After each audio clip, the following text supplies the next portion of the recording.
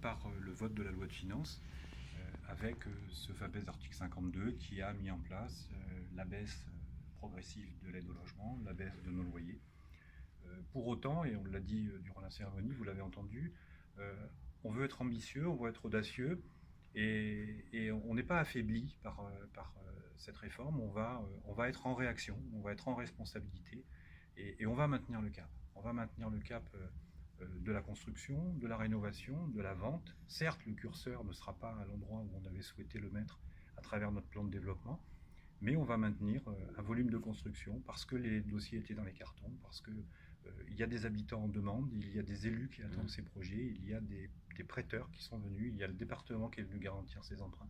Donc on va continuer. Ça veut dire que ce qui était programmé sera accompli, mais il n'y aura peut-être pas de projet nouveau Alors non, ce qui était programmé va être réalisé. Les dossiers dont les marchés étaient signés vont sans doute démarrer, et on fera statuer le conseil d'administration le 25 janvier, et le 26 janvier on pourra communiquer là-dessus.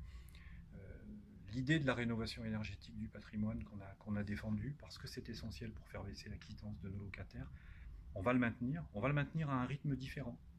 On mettra plus de temps que ce qu'on avait prévu, mais on va maintenir ce cap. Et puis le niveau de vente, pour fabriquer nos propres fonds propres, on en aura de moins en moins, et on en a besoin.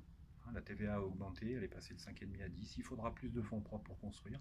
Donc il nous faut... Il y aura aussi une taxe sur les plus-values, j'ai vu. Il y a une taxe sur les plus-values sur vente qui devrait être 5%. aux alentours de 5%. La taxe votée, elle est à 10, mais on peut penser qu'on sera plus près de 5 que de 10. Mais encore, on est dans les hypothèses et on attend les textes définitifs. Est-ce qu'avec toutes ces décisions, c'est facile de garder le moral quand on est à une position comme la vôtre? Alors oui, le moral il est total. Il n'est pas question de faire montre d'abord vis-à-vis du personnel. J'ai une responsabilité auprès de près de 80 personnes. La confiance qui m'est faite par Marie-France Salle, c'est pas de pleurer, c'est pas de pleurnicher, et c'est pas de crier avant d'avoir mal. C'est d'avoir mal et d'être en réaction. Vous paraphrasez là.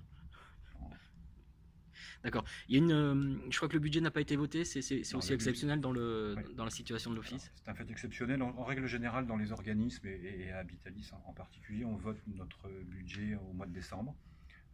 Là, on était en pleine discussion finale de la loi de finances. On a préféré sagement attendre que la loi soit votée, que les textes d'application sortent dans les premières semaines de janvier, les premiers jours de janvier. On votera le budget, enfin le conseil d'administration votera le budget le 25 janvier.